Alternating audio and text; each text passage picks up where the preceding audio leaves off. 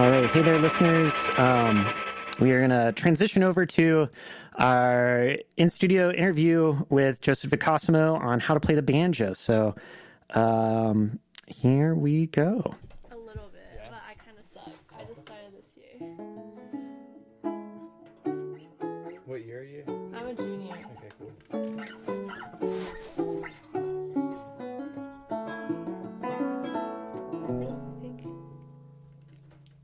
Do you want to just start talking and do an intro, and I'll make sure the levels are up on what we're Sure. Yeah. in the studio. Okay, yeah. Okay. Hi, you're listening to WXDU. I'm DJ Godzillion, and I'm with Joseph Decosimo today. And he's gonna give Mark and I a banjo lesson. So, do you want to briefly introduce yourself, Joseph? Yeah. Hey, I'm Joseph Decosimo. I live in Durham. I started playing the banjo in 7th grade, and I grew up in Tennessee, and kind of had the good fortune of like stumbling into a pretty wonderful musical world there of traditional music and stuff, and live in Durham now and have been here for a while, and I play banjo and fiddle and teach it, and then I play shows out, and actually I'm playing a show here in Durham tomorrow evening Yeah. at 8. Where is it? I think it's at Duke Coffee House. Oh, really? Yeah. That's awesome. Yeah. So whoever's listening, if you want to pull up to the show after this, feel free to come to Duke Coffee House. It's free for people with Duke ID. And 10, I think, at door. Yeah, so get your banjos out, everybody. Yeah. And hey, folks, I'm South Pawpaw, and I'll be here as well. We've Joseph, you've tuned our banjos to AA, which is very exciting because I have only played in G, and you actually. So for the listeners out there, this is a special treat because right now I get to have a free lesson with Joseph. As about like once every 6 months, I come over to your porch and you help me train out all my bad habits I've learned from being self-taught with this as my first instrument.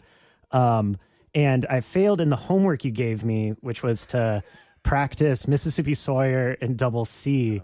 Oh, man. But could you tell us a little bit about, I've talked with other friends who are, I don't know, there's like the artsy and the fartsy. I'm very much the fartsy. And so I talked with folks who like play instruments, and they're always interested to learn of how like the banjo has so many different tunings and like so many songs are in different tunings and stuff. And I don't know, before we get in, could you tell us just a little of that history or like why that is? Well, I mean, the banjo is it's kind of a wild instrument.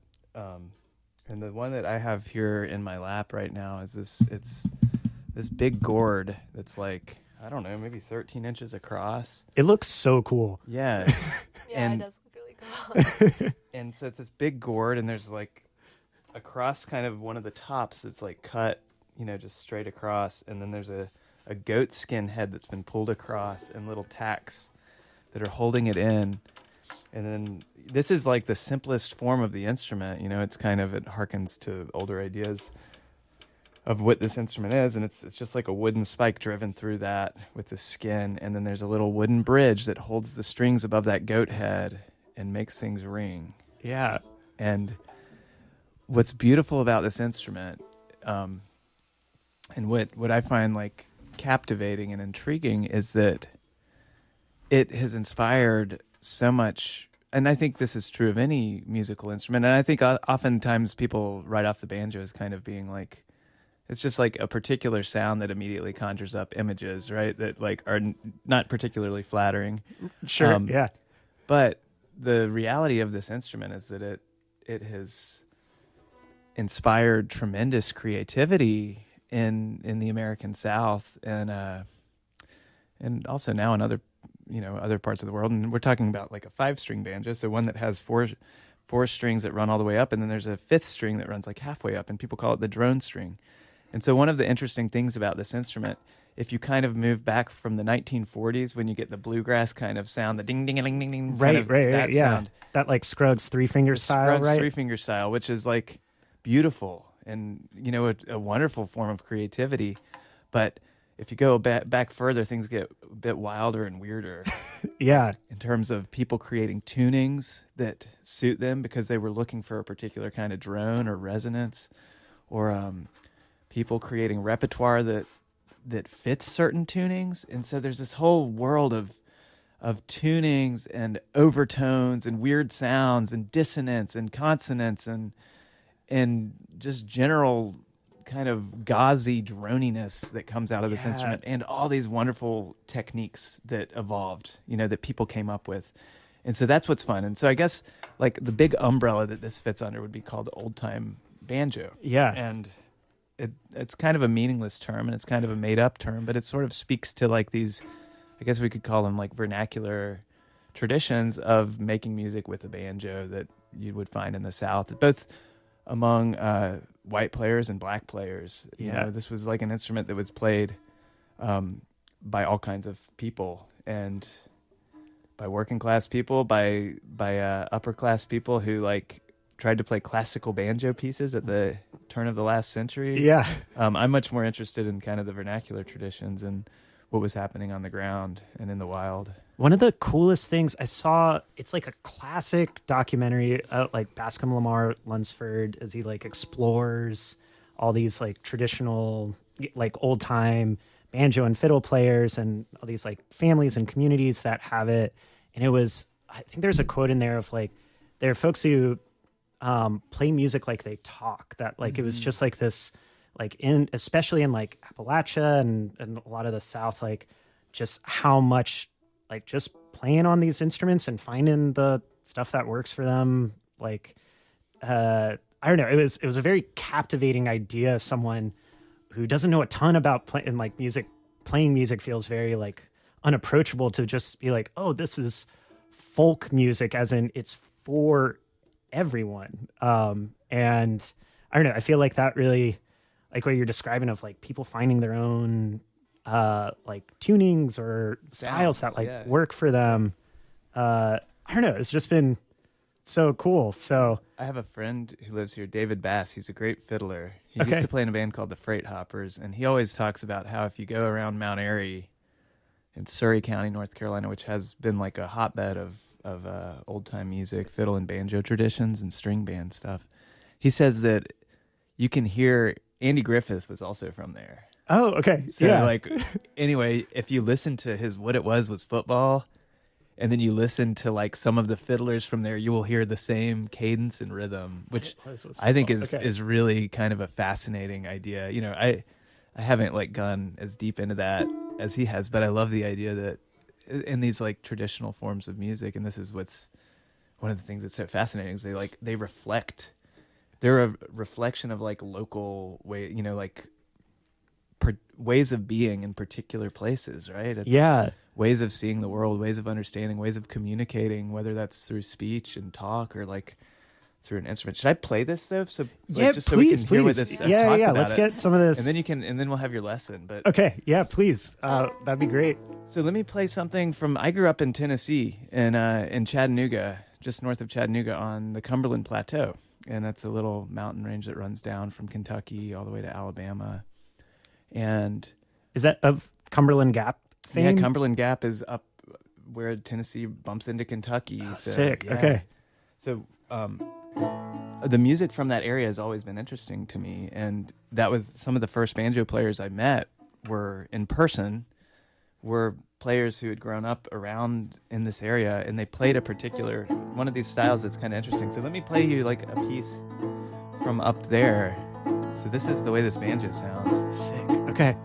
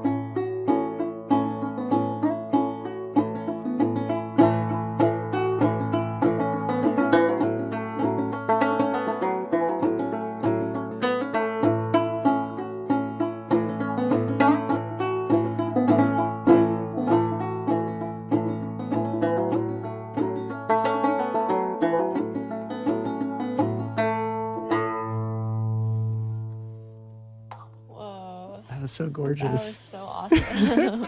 Thanks. Yeah.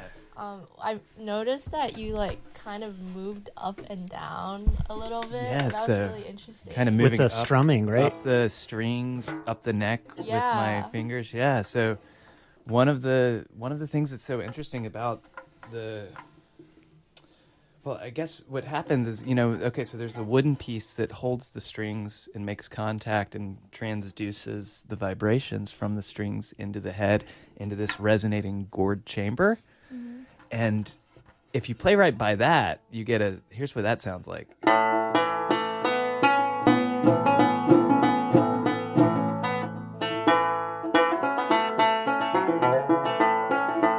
There's a sharpness to it, right? Mm-hmm. Timbral kind of sharpness. And then Yeah. as I move away from the bridge, so listen to this. I'm going to move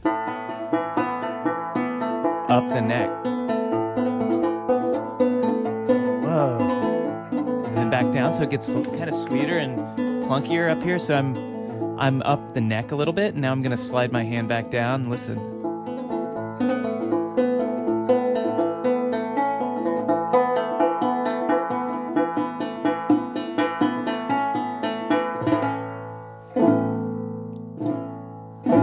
So a lot of the older players, there was an old lady who I never met, but my friends used to visit her and make recordings of her and play tunes.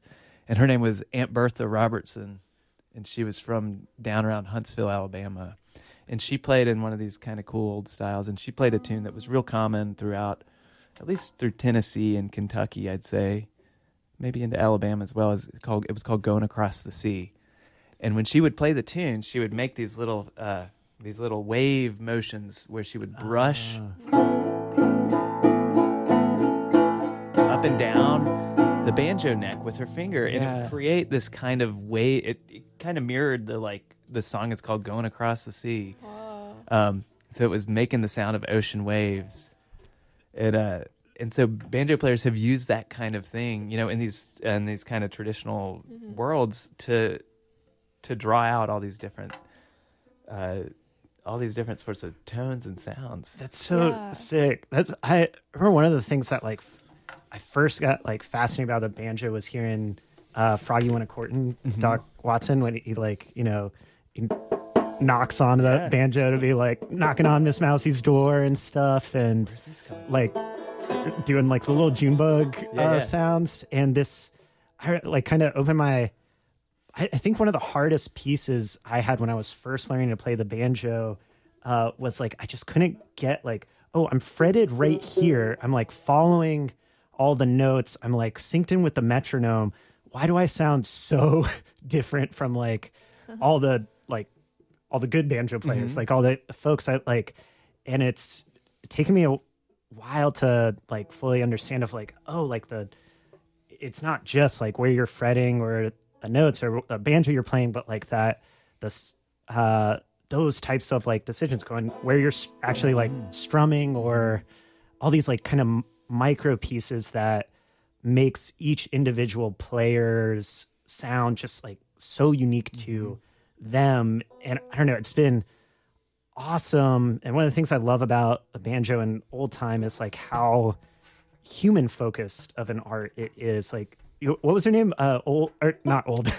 Aunt Bertha Roberts. Aunt Bertha Roberts, of how there is the songs and what are the songs and the things that get passed around, and then there's also how does each individual player play that song and bring their own style to and piece to that.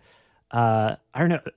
Thank you for helping demystify a little of where that comes from. And it's just, I don't know, it's been so rewarding as a instrument to and maybe it's not even unique to the banjo, but just learning any musical instrument of I don't know, you get kind of an ice core. I extend metaphors past where they're useful, so this may not actually come together, but of where you've learned over time, or who you've been taught by, who you've played with, and little pieces you pick up along the way that then you tell the story and and Well, what I you think play. too, it's not the story that you're telling isn't one that involves words a lot of times. Yeah. It's one that involves bodily techniques and ways of like engaging the instrument and producing a sound, and it's pretty interesting to, and I think, I happened to stumble into like a world where there were still some people who'd grown up with this music as part of like what their family did and what their communities did. It still happens now. It's less common. I think it's more common for, things to be, for people to learn from recordings and stuff. But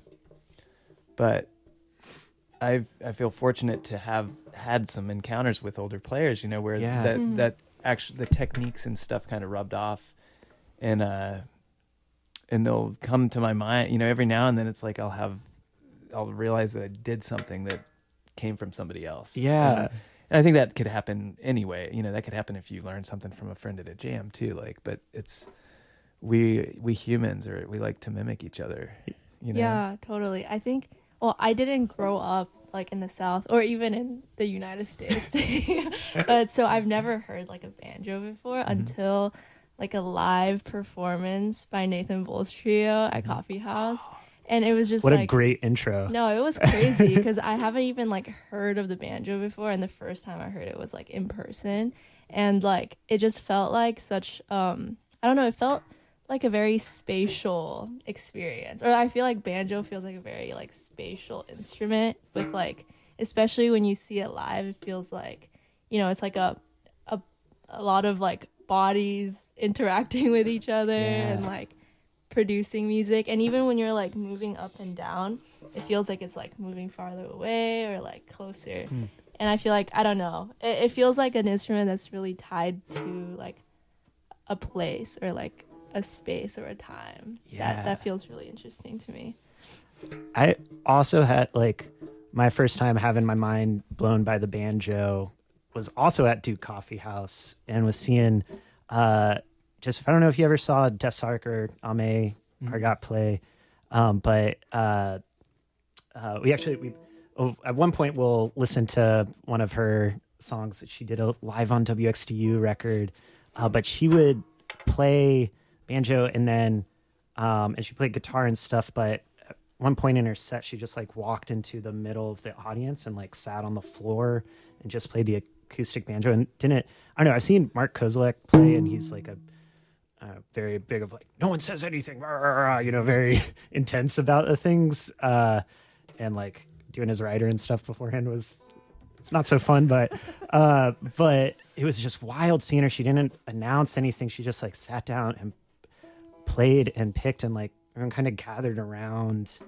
I don't know. And it was one of those things like, it just like struck a chord in me that I didn't know I had. And I don't know, I feel like that's one of the fun things about music, and like just discovering these ways to connect, and that is new. For sure. I think that like, music that doesn't involve words is special. Yeah. And I think we're very, we listen. Most Americans probably, we listen to they want words, like that's what people want. And so if you can finding ways to draw people in without words is kind of fun. And I think there's all these this is what's cool, is there's this vast repertoire of beautiful tunes to explore, and an instrument like this and others too, like have the ability to do what they've done and other in the places where where the music came from. It's like to entertain people and pull them in and create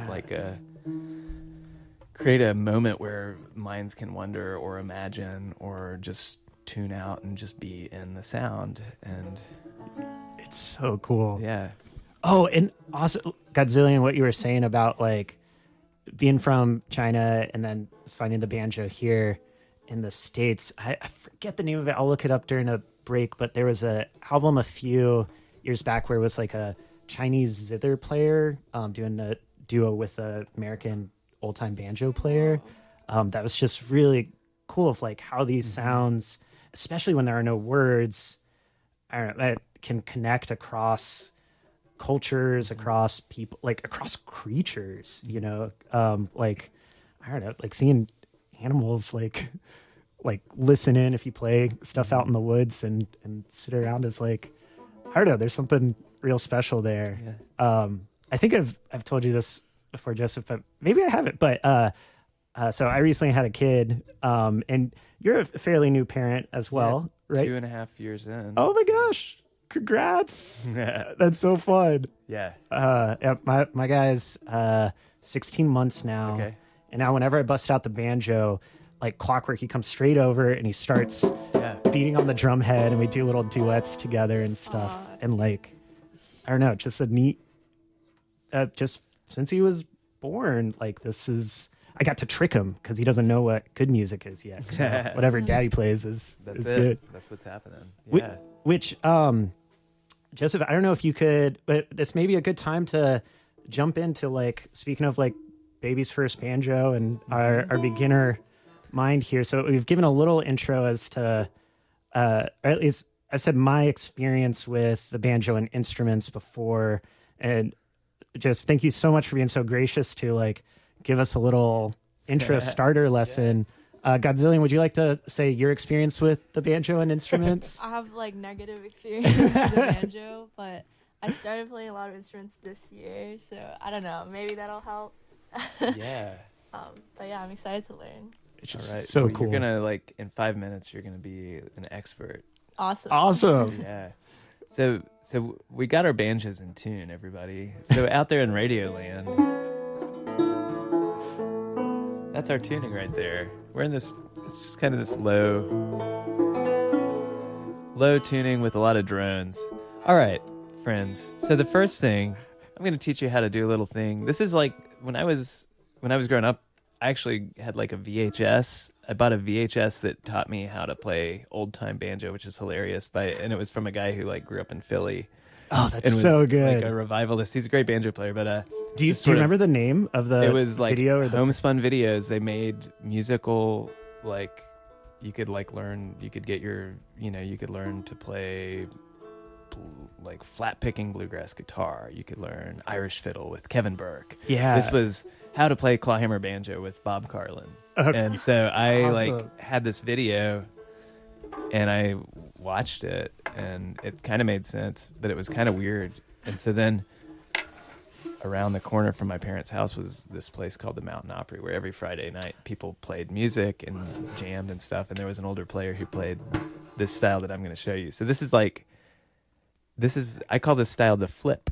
And so what you're going to do, folks, is you're going to rest your pinky and your ring finger just on the banjo head anywhere. Yeah, just lightly, kind of bent. You don't want to be pushing it in. It's just there as a point of reference. And then what you're going to do is you're going to take your index finger and pluck up on the first string, just on this string right here. This one right here. So if I say the first string, that's the one I'm talking about. Okay. This one right here. So why don't you hold this note down, Lillian? Yeah. Okay, so you're plucking up. Yep. And now, as that finger plucks up, you just continue kind of curling it in a little bit. And then what you're going to do is we're going to let that finger brush back down across those 4 strings. So we're plucking up and then brush it down. And as you brush down, you're going to let your thumb land on that string that goes halfway up the neck, the one we call the 5th string. All right? So we're going to pluck, brush, catch the thumb, sound it out. Yep.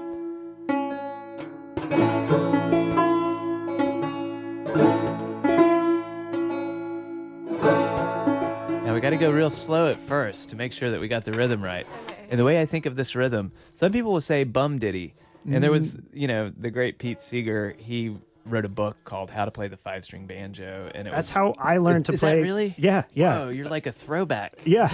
That's very cool. I love, especially like, everything that it has in there of like, he just wanted to make the banjo approachable to folks, and he figured out it's so great. All this stuff in there is like, you shouldn't pay more than $2 on this. If you want to send this to friends, make sure you ask the post office for media mail, because that makes it like much cheaper and stuff. And it's just beautiful. Like, it's just like, hey, even in kind of like what you were saying of like learning from those videos, I just think there's something so beautiful to like human connection, slightly disconnected from like where that person actually is, but like them attempting to bring you in. So the cool thing is people call this like the Pete Seeger lick, which is a total misnomer because it's actually he learned it from a guy in Eastern Kentucky whose name was Rufus Crisp, and it's it's like a way that tons of people played the banjo. Like where I grew up, this is how. In fact, when I kind of moved from the video into reality and went to the Mountain Opry, there was a guy named Don Sorrell, and this was how he played the banjo, and he was trying to play like his dad,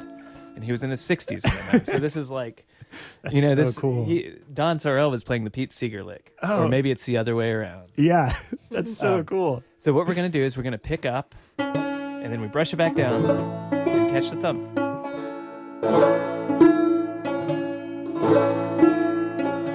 There we go, friends.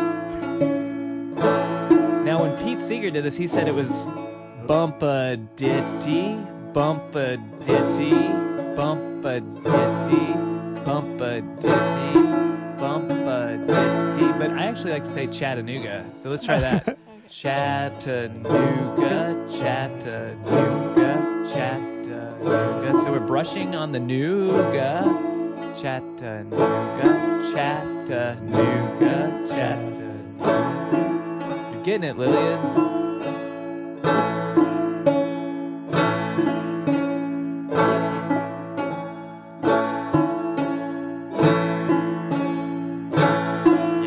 That's it, my friends.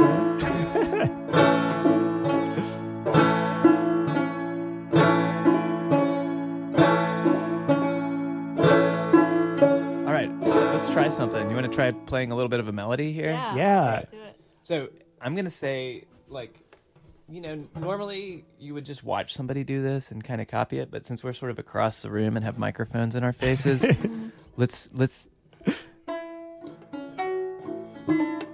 what we're going to do is we're going to play this little melody. Let me play it for you. Okay. It's called Old Molly Hair. This is like a classic tune for people to learn.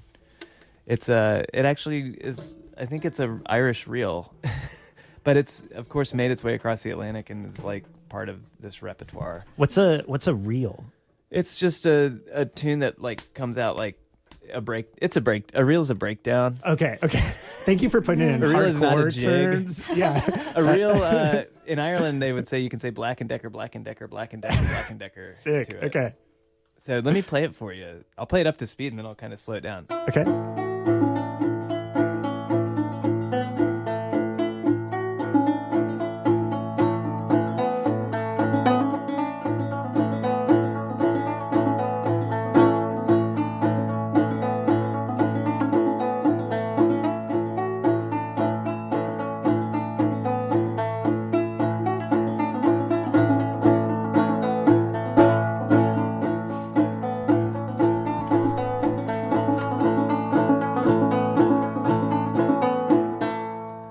You got it? Sick. got it. Yeah. So, all right, you're in the right spot. So we're going to start at the 5th fret. That was almost, you were basically only plucking on the 5th string, right? On the first, Or well, the- I would sorry, call it the fifth first string. First string, yeah. Yeah, sorry. so the whole time. in my banjo, so I'm playing most of the melody, and this is what's cool about these tunings is, they're efficient. So if Yeah. you're playing for a dance or something, you don't want to be like moving all over. So a lot of times melodies happen on just a couple strings, or there's real like. I like to think of it as like heat maps. It's like there's places Yeah. where the activity's happening, and you kind of once you know those, your fingers just kind of know where to go.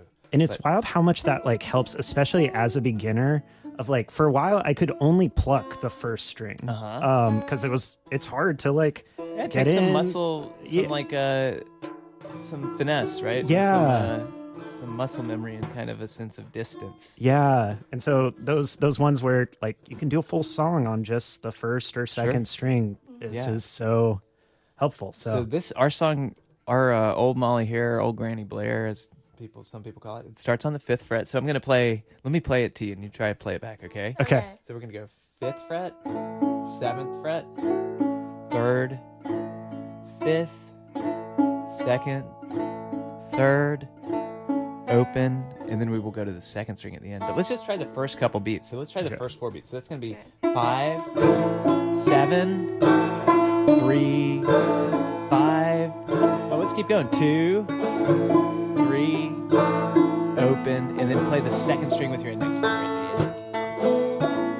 And every one of those, every melody note is going to be followed by our little Chattanooga bump-a-ditty flip lick. I call this the flip because you're just flipping your finger. So let me play it to you, and you play it back, okay? Okay, we'll try it, yeah. My turn first. And of course, if you went to visit some old person back in the day, they would never have said 5th fret, 7th fret, 3rd fret. That would never happen. But for the sake of our radio experience, how would they do it? Would they just do it? You know, and then you watch and go like, okay, I think I got it. Yeah, there was. I spent a lot of time with this old player named Clyde Davenport. Oh, he died in 2020, and he was just shy of being 100. He was a great fiddler, played hundreds of fiddle tunes, and was a fabulous banjo player too. And I remember like he would play things for you, and he might repeat things, but he didn't really explain things. He did tell me that when I was working on some fiddle stuff one time, he told me that there was a jerk at the end of my bow, which took me a while to figure out what that was. Well, that he was just making fun of me. Or messing with me. Yeah. That's awesome. Yeah, you have what's that you have, I think on Aluminum Wonder, like JD plays, Clyde Davenport plays, I forget exactly what there was a banjo player named D Hicks, and Clyde played a tune from D Hicks that he didn't have a name for. And so it was, it's a tune called, well, I don't know what the name of the tune is. Yeah. But it's a cool tune. Why do we need all these words? Right. Sometimes the names are really nice, though, Yeah. All right, friends, back to we got a 5, 7, 3. Let me do it, and then you do it back. 2, 3, open, second string. Why don't you try it now? 5. Together? Yeah. Okay. 5, 7, 3, 5, 2, 3, open, second string. Let me do it now.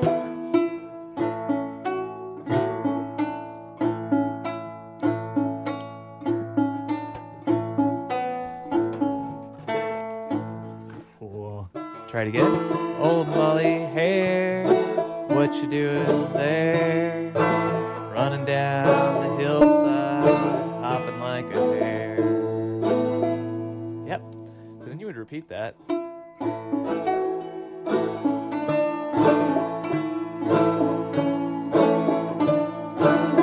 Let's do it again.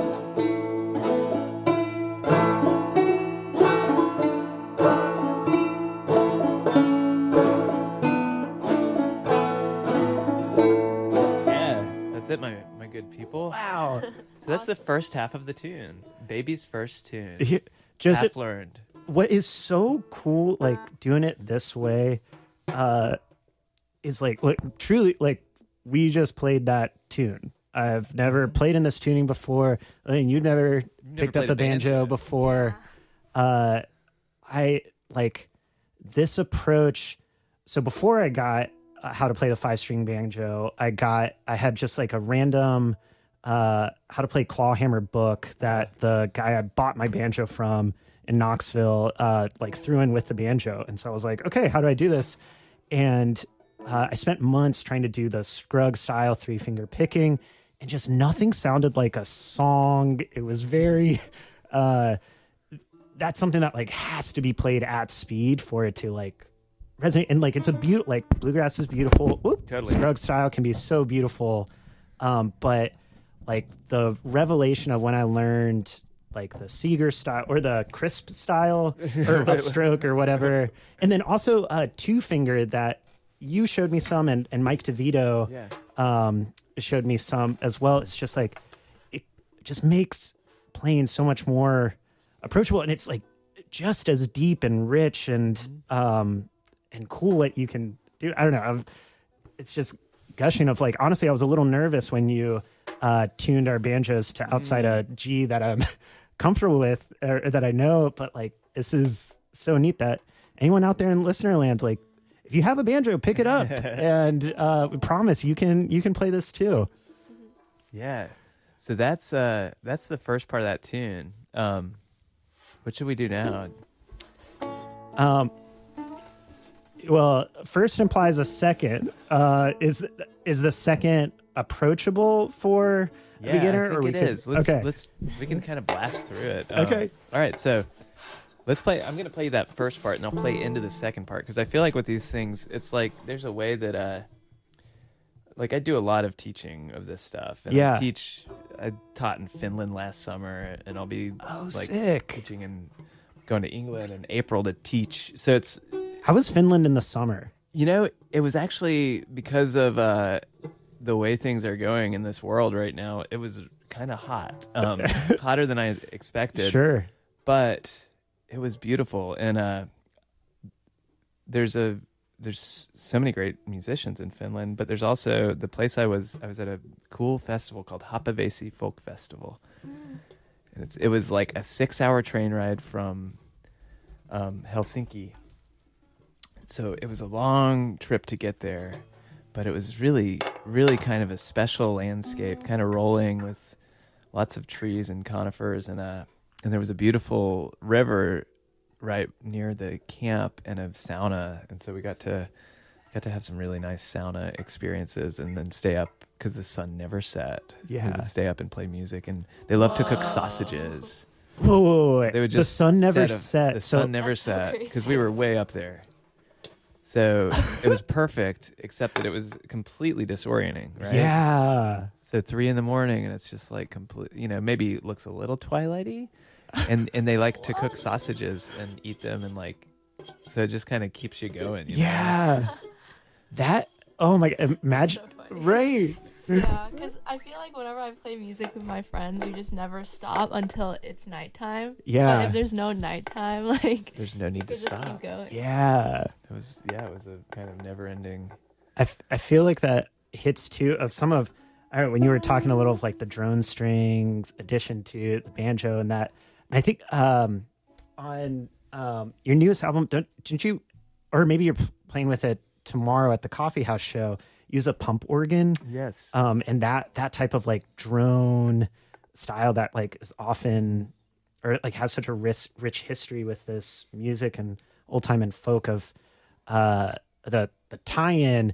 It like, I feel sometimes when I'm listening and there's that organ or like even the drone string of like, there's just this way of kind of like melting in, or like just I don't know, it's like a river like kind of soothes you into like the flow you can go along with. So when the earth doesn't even stop you from like shaking you out because the sun sets Just and going it stays up like full bore yeah. It must have just been a all the time. wild time. It was. I ate more sausage than I've in like a week's time than I've probably eaten in the last decade of my life. That's so funny. It was Cool. fun. So the second half of this tune, it's gonna go. Well, let me play that. And then we would repeat that part. And this would be called the low part. Why is it called the low part? Or It's is just the way that we divide these tunes up, I Okay. guess. I mean, that's what I'm calling it. Different people have different names for it, but like generally the way these tunes work is they come in, there's one half that's higher and one half that's lower. So this low part is just going to go 2nd fret, 3rd fret, 2nd fret, open, 2nd fret, 3rd fret, open, 2nd string. Let's do that again. 2nd fret, 3rd fret, 2nd fret, open, 2nd fret, 3rd fret, open, 2nd string. So let me try it and you play it back to me now. okay?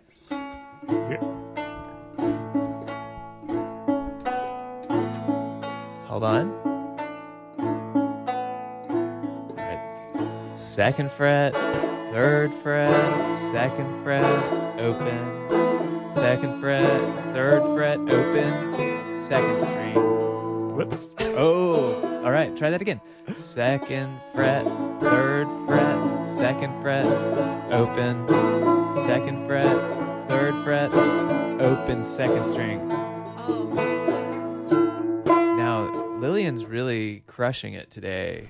It's first incredible. time banjo playing. Thank you, thank you. Yeah. Rocking it. Yeah. I think my fifth string is tuned. Oh, it's tuned differently than mine. Differently I had than mine in a yours. special tuning. See, there's so many tunings. Good ear though. Oh yeah. And that's I did not notice that. What is your first string I just have tuned? mine is tuned a little low. Okay. So it's tuned to match. It's just tuned to this low Yeah, note that I like. by I like it ear. a lot for like singing and stuff because it creates a drone that I am fond of. Yeah. Friends, I'm gonna step out a second because we've got another DJ on at 11. I'm gonna talk with him real quick and see if we can get a little more time. Cool. And I may, while we work this out, I might play some Nathan Bowles, who Godzilla, you were saying that was your first banjo encounter, right? Yeah. So we'll play a little with that, and then we'll be back soon here, listeners. Although, if y'all want to keep talking a bit while I I could move just to play. the Why don't I play it too? Oh my Oh, god, yeah, that'd be you should perfect. play. Yeah, thanks, Joseph. Yeah, I'll sing a song. Okay.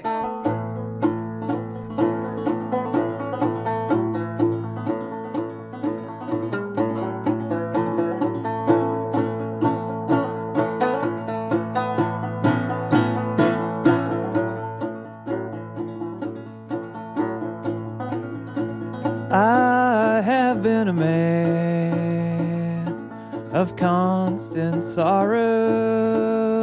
Lord, it's been trouble all my days. I'll bid farewell to Fentress County, to the place I was born and raised.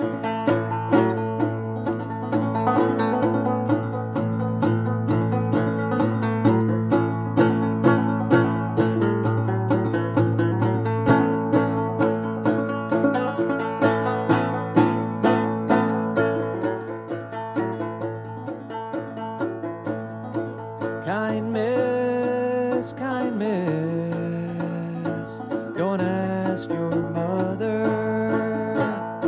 if you can be a bride of mine. If she says yes, then come and tell me. If she says no, I'll run away.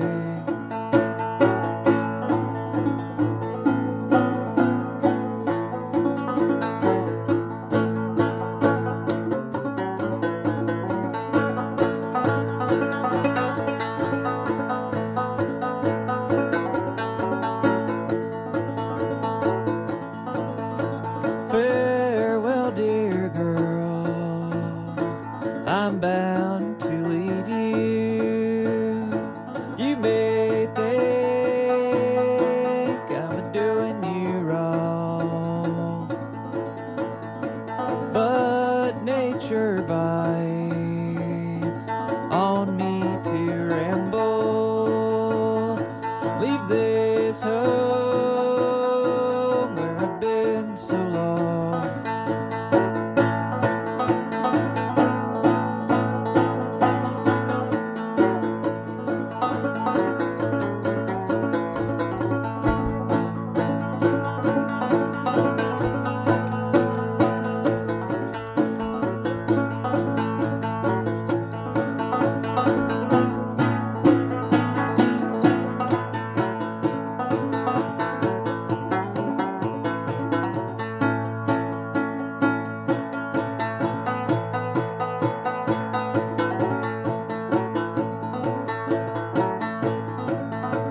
I aim to ride that Southern Railroad. Aim to go 10,000 miles.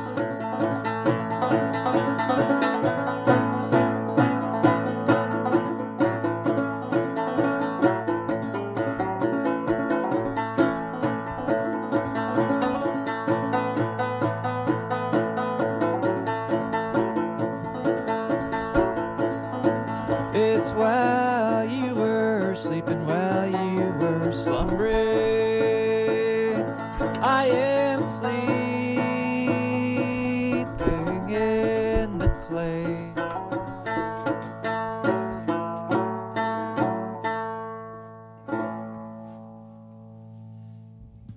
Amazing. Thanks, Joseph. Yeah, you're welcome. So slight change of plans. Just because this is such a, I don't know, just a great opportunity to be like doing this here. We're actually we won't play the Nathan Bowles or Desark piece, so we can get another 15 minutes of some how to play the banjo and talking interview if that's all right. Yeah. So I guess first, is there?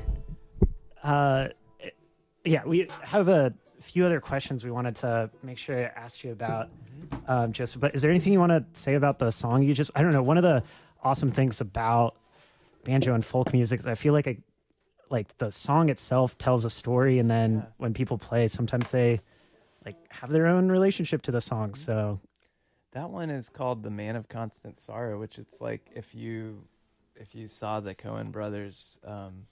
Oh Brother, Where Art Oh, Thou? Brother, Where Art Thou, that was like the featured song, which of course like that was kind of a Nashville version of like of a Ralph Stanley or Stanley Brothers rendition of this particular text. But the text, the melody came to me, and the melody I sang is quite different, although it's kind of built around the same sort of themes. It came from the Upper Cumberland Plateau, the area I was talking about earlier, on the Tennessee-Kentucky line. It came from some field recordings that my friend Bobby Fulcher, a great folklorist and conservationist, made. And he was my former boss. I spent a couple summers building trail for he was building a literal Cumberland Trail. He also had a radio program called the Cumberland Trail. Oh, cool. And it played music, like all sorts of, whatever, field recordings, lo-fi stuff that people had made, anything from that region. And this is a piece from that region. And it's a piece that he recorded a woman named Delta Hicks singing. And Dee Hicks, who you mentioned earlier, this is Dee's wife. Delta was a singer. Cool. Dee was also a great ballad singer. And there was another banjo player up there, a lady named Retta Sarepta Spradlin. But people called her Reddy Spradlin. And Bobby Fulcher always said that Reddy's voice sounded like an ice pick in your eardrum, but in a good way. She had this piercing, beautiful, high-pitched voice and this really thrummy style of banjo. And so my banjo setting for that really comes from listening to the field recordings that Bobby made visiting her. And she and her brother played music, and they had a pump organ in the house too. So this cool. That was an instrument that people did play. They might have played it a little bit differently than I use it, but she and her brother lived in a kind of in a remote area on the Tennessee-Kentucky line, and there was a fiddler and banjo player and guitar player named Dick Burnett. And when I met Clyde Davenport, he grew up seeing this man play. He was an old man, and he called him Old Man Blind Dick Burnett. Lots of modifiers there. Yeah. But Dick Burnett had been he had lost his eyesight running some sort of hustle on the trains, I think. It's sort of unclear how it happened, but he spent the rest of his days as a kind of a musician who would go and play in little courthouse squares. And so he would play in Monticello, Kentucky, and he would have a little tin cup tied to his knee, and he'd tap his foot and it would jingle change, and that was kind of like, try to get people to pay him a little more. And so, also a little percussion, I imagine. It's kind of a little rhythmic thing. Yeah. And so this is a piece that he claims to have written, although he might have taken some floating verses, of other ideas. But as he traveled around and played, he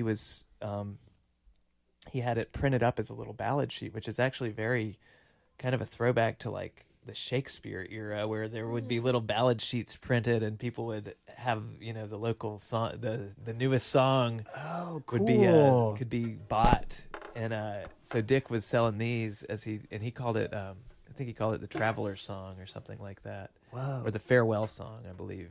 But it's a song about kind of being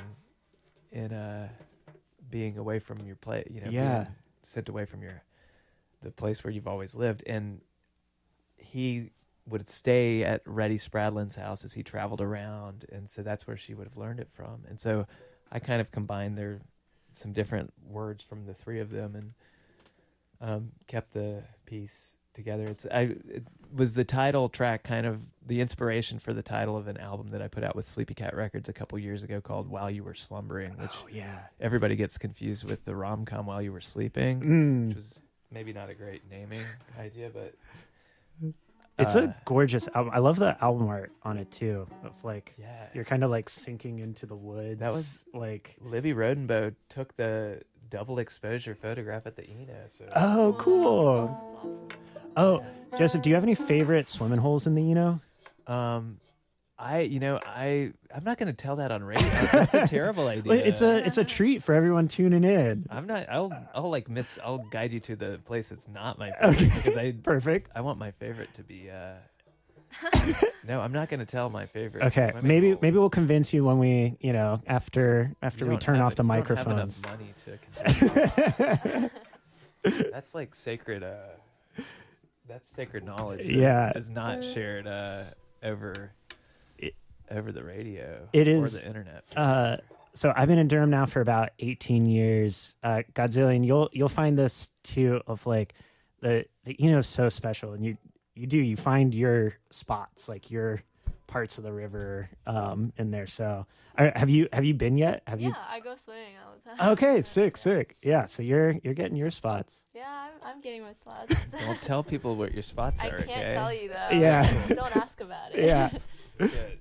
Oh, and also the Joseph, what you're saying about those like ballad sheets and stuff, that's so exciting. I want to like look more into it. It feels like, Godzilla, you've been doing a lot of cool stuff with, like, you've been making your own zines and like exploring some of the like Triangle zine history and culture. I don't know.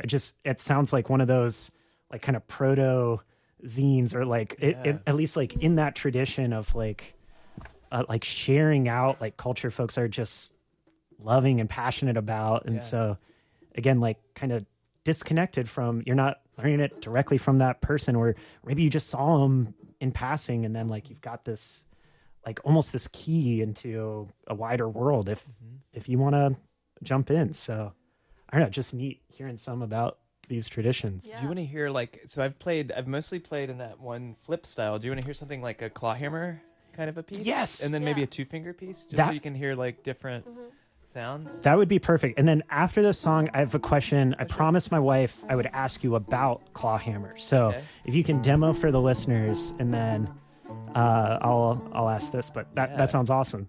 So I'll play you something that we'll play this tomorrow night, actually. And so I'm gonna have a full band. It's gonna be like a lot of times I play with an old time string band that, like, or we played for dances, or we're kind of playing like real straight ahead, like guitar, fiddle, banjo. Yeah, you play a number. I've been to square dances that you've played at, and it's played lots of square amazing. dances. But tomorrow night's gonna be like, my friend Stephanie Coleman, a Duke alum, is coming in from New York, and she'll be fiddling a bunch and playing a little bit of banjo, and then I'll be playing banjo and fiddle. Joe O'Connell, whose project Elephant Micah, some people will know, he's played at the Coffee House. He's going to be playing pump organ and some guitar and mandolin, and his brother Matthew's going to be playing drums, and our friend Andy Stack will play some bass and some blippy bloopies, and then our friend Jay Hammond is going to be playing guitar. So it's going to, like, electric guitar. It's going to be this kind of big, are you guys ridiculous all playing band. together? Oh yeah, well, they're going to play with me on my that's set. awesome. Yeah, That's sick. and Jay and Andy are going to do a set as well, and their music is totally beautiful. It's like, it's just spacious, and like it just creates this something you can kind of like live in for a while, and it's special. But let me play this piece that I learned from Clyde Davenport. It's a clawhammer piece. It's called Punchin' Camps, and so it's an old piece from the same area. But played in a style where I strike down with my fingernails on the back of the strings.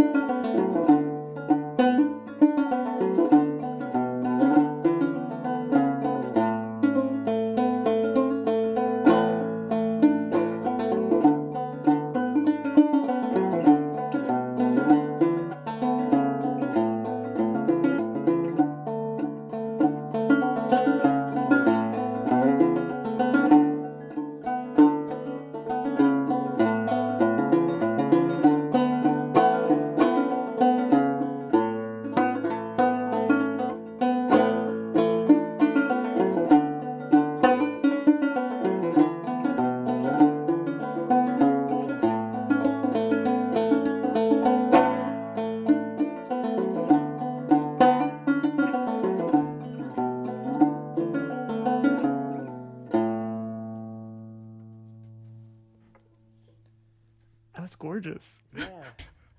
It's one of my favorite tunes. It's on. I have a recording that's not announced yet, but it will be on it coming out this fall. Awesome. The Dear Life people who. I kind of love that it's okay to announce the recording that's not announced yet on the radio, but not a swimming hole like that. Those are the different levels of secrets. Yeah. I mean, like layers. Yeah. But yeah, you can't. You'd have to like take me down into the the dungeon here to get the swimming holes out of me. Well, Joseph, one of the question I promised my wife I would ask when I told her I was first starting to play the banjo, she was terrified that I was going to have to grow my fingernail long, and she thought that was going to be real freaky.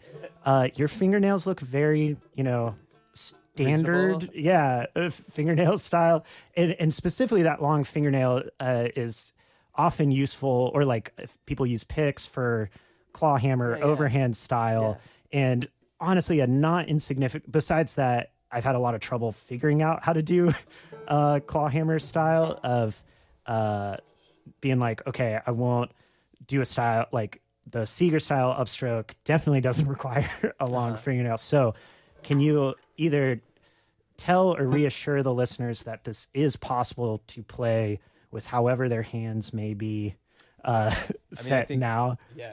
I think a lot of my favorite banjo players were people who worked with their hands, and and didn't, maybe had a little bit of a fingernail sometime or didn't. And it's like, I think you can make it work with the instrument. And I think I think having a little fingernail can be nice sometimes, but it's like inevitably if you actually need to play a gig or something, that's when your fingernail will break or something. Yeah. It can be done. Good people with whatever fingernails you got, even a fungal fingernail could work. Ooh, yeah. Dolly Parton has those acrylics, she's got that story like she made up the tune for 9 to 5, like doing the beat, clacking her fingernails and stuff. So yeah, whatever you may have out there, you can play the banjo too. Also, well, we just have a couple of minutes left. So I don't know if maybe just like a. You're gonna hear the fiddle, or maybe let's just, since I got the banjo in my hand, play you a little 2-finger thing. Yeah, exactly, and maybe if folks like this, maybe later on, we've thought of honestly an inspiration for this. One of the folks from Magic Tuber's string band had Evan Morgan had a project, How to Play the Banjo, when he was a student at Duke, and so this is kind of inspired by that. And so maybe if we do another installation of this, you can show us the fiddle at that point. Let's see, a little like a.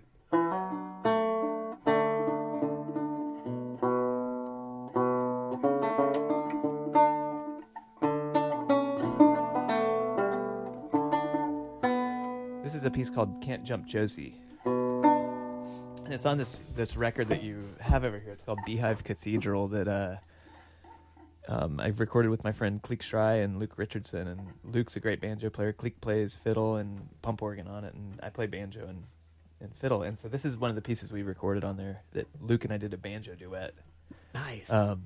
It's a tune from North Alabama. So cool. Can't Jump Josie. Yeah. I'm from Auburn, Alabama. So okay. Yeah.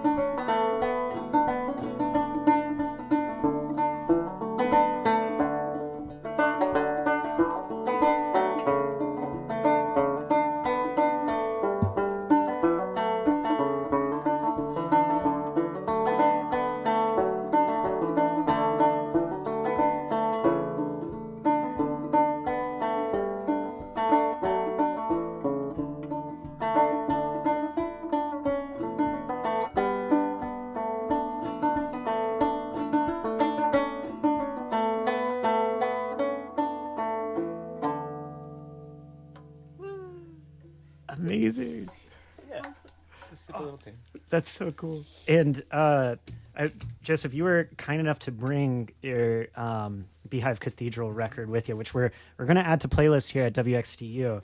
But I just opened it up while you were playing this, and it is such a treat. The like liner notes and inserts here, like you give a little story of Can't Jump Josie and for all these other songs. So, yeah, thank you for taking the time both in this interview and in your music to like share these songs and stories. And yeah, I mean, personally, like teach me how to play the banjo and have taught so many others too. Thank you so much for having me, and thanks for listening out there. Awesome. All right, well, we will hand things off to our next DJ, but if you liked what you heard, listeners, Joseph, as he said, will be playing tomorrow at the Coffee House, which I learned from Jim yesterday. We can tell you to go out and play or go out and see, since this is part of like a WXTU event with this. So it's not just like a call to action that we can't do normally, but go out to the Coffee House tomorrow and see Joseph and folks. It'll be